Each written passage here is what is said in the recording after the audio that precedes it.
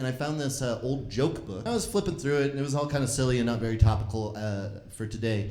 But then, in this old joke book, there were a couple of like Mormon jokes that were there, and they were pretty good. So I thought this would be fun, maybe to end the show. Maybe I could just read a couple of these Mormon jokes from like this old book instead. Is that cool? Okay. Does that sound fun? Yeah. Right.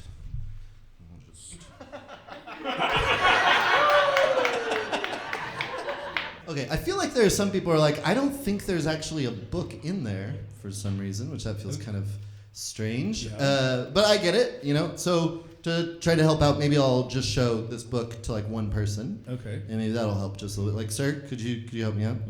Can you take a look? You saw that, right? You saw that with, at least not with your physical eyes, with your spiritual eyes. You saw that.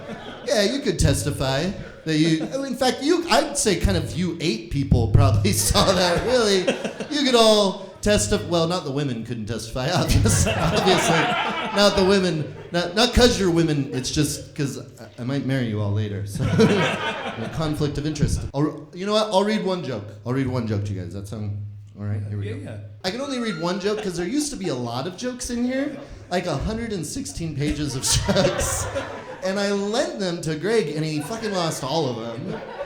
This is not a huge deal. The next 100 pages were actually the same exact jokes, basically, just slightly tweaked, so it's not a big deal. I'll read one of these jokes. In this book, that we all know is in here. The joke is, there was a Mormon family, and they went on vacation.